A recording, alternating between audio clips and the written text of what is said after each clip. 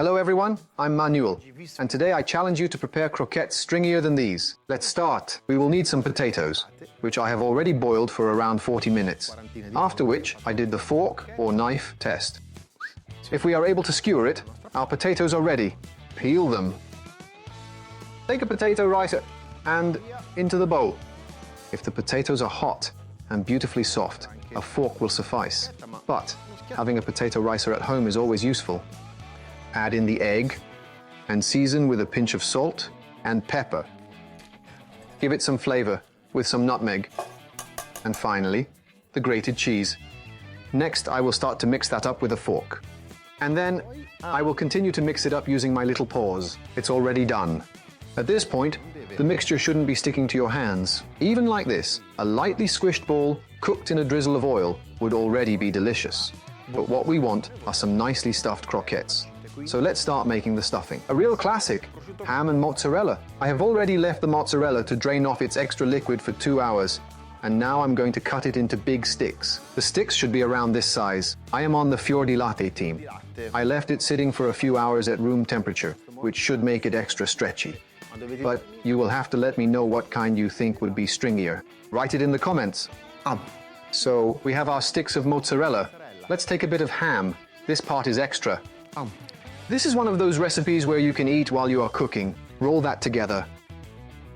Take a portion of dough and flatten it like this. Arrange the roll of mozzarella and ham on top. Then cover that with another piece of dough. Then, nice and slow, start to shape that into a croquette. Don't worry if the first ones are a bit ugly. They'll still definitely taste good. Just one thing. Be very careful that you don't leave any little bits of mozzarella peeking out, because otherwise, when it starts cooking, it'll explode. Well, it won't really explode, but when the mozzarella gets in the oil, it will start spluttering. Our croquette is ready, so I will start to make some more. And now we are ready to begin breading our croquettes. Eggs and breadcrumbs. For the eggs, I am going to beat them in our nice and convenient baking dish. We need all that space because our croquettes are nice and large. So, dunk them first into the egg. Give them a bit of a turn, and then drain off the excess. And then, I always set some of the breadcrumbs aside to throw on top, like this.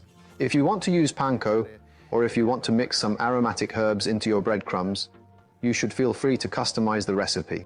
The first one is ready. Christian always asks me to make these for his birthday. Oh, Christian is my son. Since they are a little laborious, and the day of the party is always rather chaotic, what do? I knock them out the night before, and just before the party, I take them out of the fridge, bread them, and fry them up. Happy birthday! Time to fry. Do not go above 170 degrees. Otherwise, the croquettes will be burnt on the outside and remain cold on the inside. Carefully, just one at a time.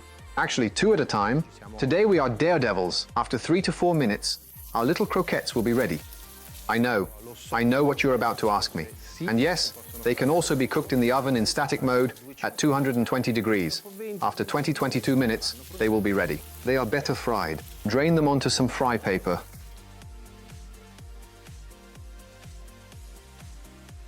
Salt them.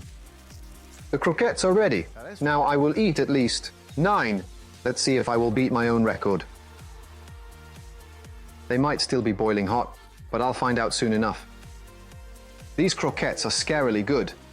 Try making them, and try to see if you can beat how stretchy mine turned out. Ciao, good croquettes everyone.